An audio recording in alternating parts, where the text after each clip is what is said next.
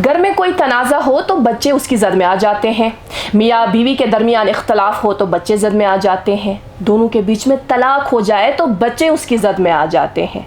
हम अक्सर कहते हैं ना कि हमारे समाज में जो डेस्टिट्यूट्स हैं उनकी सफ़ में कई अशख़ास शामिल है, विडोज शामिल है, ऑर्फन शामिल है, लेकिन वो बच्चे जिनके सर के ऊपर छत भी है, माँ बाप का साया भी है, लेकिन फिर भी वो इस सफ़ में शामिल होते हैं। जी हाँ नाज़रीन मोहतरम, उन्हें हम कहते हैं नोबडीज़ चिल्ड्रन। इसी पर हम बात करेंगे कश्मीर लाइफ के स्टूडियो में।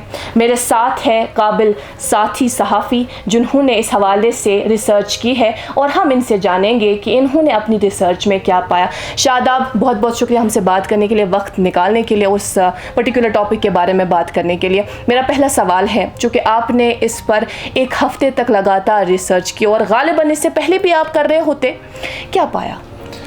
देखिए इकरा जी, जैसे आपने कहा नोबडीज़ चिल्ड्रन, तो ये वो बच्चे हैं जिनके माँ बाप तो हयात हैं, चाहे वो किसी तनाज़े का शिकार हैं या डिवोर्स हो चुका है या सेपरेशन है। इसमें वो केसेस भी शामिल हैं जिनके माँ बाप हयात हैं, एक अच्छी ज़िंदगी जीते हैं, लेकिन अपने बच्चों को इस तरह से ट्रीट करते हैं कि उन्हें अपना आप यतीम लगता है। टॉपिक है जिसमें हम अक्सर देखते हैं कि इसके बारे में बात नहीं होती है। हम यतीमों के बारे में बात करते हैं, जैसा आपने कहा, हम विडोज़ के बारे में बात करते हैं, लेकिन ये वो बच्चे हैं जिनके माँ बाप हैं लेकिन डिवोर्स हो गया, वो एक फादर के बगैर फादरलेस लाइफ जीता है या एक मदरलेस लाइफ जीता है, तो अक्सर ये बच्चे बहुत सारी चीज़ों का शिकार हो जाते हैं। तो इस स्टोरी में हमने, इस रिसर्च में हमने यही पाया है कि ऐसे बच्चों का जो जहनी तवाज़ुन है वो अक्सर स्टेबल नहीं होता है। तो ये बच्चे बहुत सारी चीज़ों का शिकार हो जाते हैं। कई बच्चे ऐसे हैं जो ड्रग्स में मुब्तला हो जाते हैं, बुरी संगत का असर उन पे ज़्यादा पड़ता है, क्योंकि उन्हें वो प्यार घर में नहीं मिलता है तो वो प्यार वो बाहर ढूंढने की कोशिश करते हैं, जिसकी वजह से भी वो काफ़ी हद तक अपने आप को उनमें एक मिसट्रस्ट की फीलिंग डेवलप हो जाती है, वो किसी पे भरोसा नहीं कर पाते। मैंने तो जो बाकायदा इस हवाले से इस हफ्ते गालिबन वो स्टोरी शाया हुई तो मैंने वो पढ़ी, लेकिन कई सारे दोस्त शायद उन्होंने नहीं पढ़ी होगी। कुछ ऐसे केसेस जो लिटरली झंझोड़ने वाले हैं, उनमें से एक केस आप हमारे नाज़रीन के साथ शेयर कर सकते हैं? जैसे मैंने आपको कहा कि अक्सर इसमें भी हम देखते हैं वो केसेस, वो बच्चे जिनके माँ बाप का या तो डिवोर्स हुआ है या सेपरेशन है, और either they are always in a fighting mode. But एक केस इसमें बहुत इंटरेस्टिंग ऐसा था, जिसमें माँ बाप जो हैं वो हंसी खुशी एक अपनी ज़िंदगी जी रहे हैं, लेकिन उन्होंने अपने बच्चे को प्रेशराइज़ किया था टू मैरी हिज कज़न। वो बच्चा नहीं चाहता था उस लड़की से, उसकी कज़न से शादी करना। गालिबन उनकी फैमिली बहुत बिजनेस वाली फैमिली थी, बहुत बड़ा बिजनेस एम्पायर उनका था। तो वो चाहते थे कि ये इस लड़की से शादी करेगा तो अपने भाई का बिजनेस भी हमारे पास रहेगा।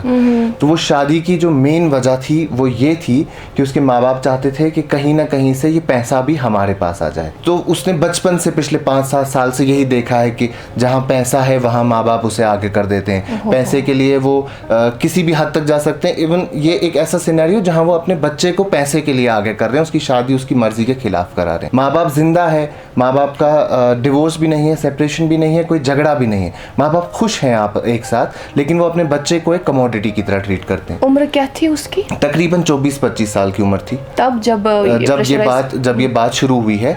20-22 साल की उम्र से बात शुरू हुई है कि आपको अपने कज़न के साथ शादी करनी है। वो सारा जो सिनेरियो था वो इसलिए डेवलप किया गया था कि वो पैसा हमारे पास आ जाए। तो उसका जहनी तवाज़ुन इतना ख़राब हो गया था, इतना बिगड़ चुका था कि वो ये नहीं समझ पाता था कि मेरे माँ बाप ये सच में मेरे माँ बाप हैं या ये सिर्फ मुझे एक एसेट की तरह, एक कमोडिटी की तरह ट्रीट करते हैं। एक और केस इसी तरह का पड़ा था कि कई सारे ऐसे बच्चे हैं जिनके वालिदैन तो हयात हैं लेकिन दोनों में इख्तलाफ है। वो बच्चे या तो रिश्तेदारों के पास है या गालिबन ऑर्फनेज में है। ज़रा इस हवाले से एक डेटा शेयर करें कि क्या पाया जैसे आपने ऑर्फनेज की बात की, एक इंसिडेंट एक लड़के ने नरेट किया। I know him through a friend. उन्होंने बताया कि उनके माँ बाप के इख्तलाफ थे, आपसी इख्तलाफ थे, आपस में बनती नहीं थी। तो उस इख्तलाफ की वजह से क्या हुआ कि फाइनली बहुत सारी दूरियां पैदा हो गई।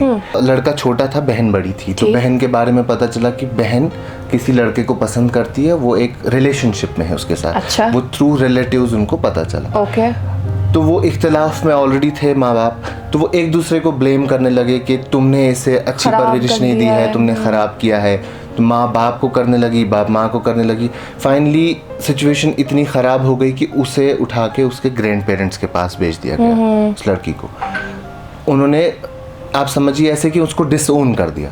जब ग्रैंड पेरेंट्स उसके मैटरनल हाउस में बात पता चली, उसके जो अंकल्स थे उन्होंने वहाँ से उठाया, उन्होंने समझा कि इन्होंने डिसओन किया है, हमारे पे जिम्मेदारी आ जाएगी।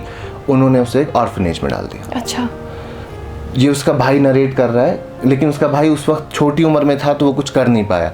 फाइनली वो ऑर्फनेज में रही। उन्होंने ऑर्फनेज का नाम नहीं बताया, उन्होंने आइडेंटिटी थोड़ी डिस्क्लोज़ नहीं की।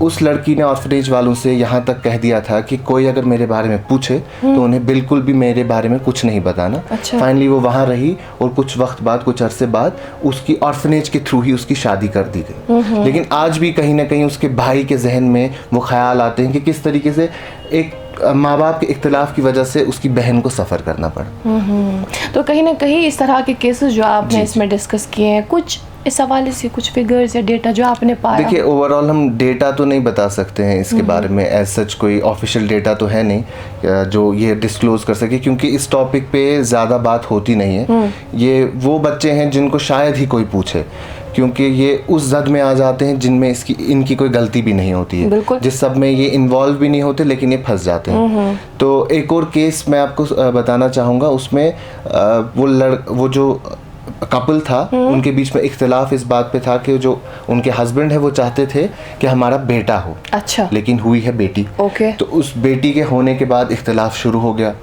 कुछ वक्त तक इख्तिलाफ चलता रहा। फाइनली उस शख्स ने अपनी बीवी को छोड़ दिया। तो वो बेटी और उनकी माँ वो एक छोटे से रेंटेड रूम में रहने लगे।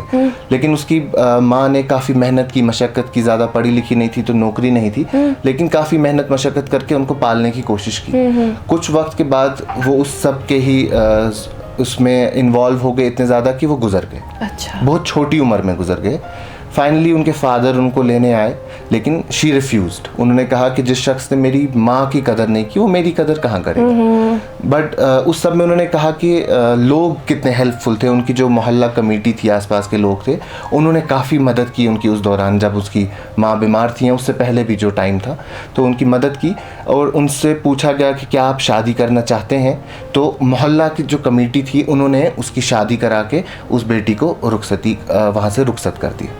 तो कहीं ना कहीं हम कह सकते हैं कितने बदनसीब होते हैं ना इस तरह के बच्चे, जिन्हें ये सब कम उम्र में ही फेस करना पड़ता है, ये सब तनाज़े। हमें बताइएगा ऐसा कोई केस जो आपने देखा हो कि माँ बाप के बीच में झगड़ा था या इस तरह का तनाज़ा था, लेकिन उसकी जद में जब ये बच्चा आ गया तो आगे जाके इसने कोई ऐसा एक्सट्रीम कदम उठाया है जो नाकाबिल बर्दाश्त हो? जब ऐसे तनाज़े रहते हैं, वो आपस में ही इतने इन्वॉल्व होते हैं अपने झगड़े में, वो बच्चे की तरफ ध्यान नहीं दे पाते हैं। तो क्लिनिकल साइकोलॉजिस्ट या साइकेट्रिस्ट के पास जब हमने उनसे बात की, उनसे इन केसेस के बारे में डिस्कस किया, तो उन्होंने कहा कि बहुत सारे केसेस ऐसे आते हैं हमारे पास जिसमें बच्चे जो हैं वो मेंटल इलनेस का शिकार हो गए हैं इस वजह से क्योंकि उनके माँ बाप जो हैं वो आपसी झगड़े में मुब्तला हैं। उसकी वजह से उन्हें, जैसे आपने कहा, बहुत छोटी उम्र में अक्सर जो मैंने केसेस देखे हैं इस सब में, वो 3 साल 4 साल 5 साल की उम्र का बच्चा था जिसको ये सब फेस करना पड़ा। तो जो बहुत ही छोटी उम्र है, 4 साल 5 साल का बच्चा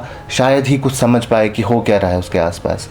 तो जब साइकोलॉजिस्ट ने कहा कि ऐसे बच्चे अक्सर टेंडेंसीज़ डेवलप करते हैं, सुसाइडल टेंडेंसीज़ उनमें आ जाती है, क्योंकि वो बचपन से देखते हैं। मिसट्रस्ट की हमने बात की, ये भी क्लिनिकल साइकोलॉजिस्ट ने कहा कि उन्हें मिसट्रस्ट रहता है। उन्हें लगता है कि अगर हमारा सगा बाप या हमारी सगी माँ हमारी अपनी नहीं हो सकी, इन्होंने हमें बचपन में नहीं अपनाया, तो बाहर की दुनिया हमें कैसे अपनाएगी? तो वहाँ हमें वो प्यार नहीं मिलेगा। तो वो हमेशा तलाश में रहते हैं उस प्यार के।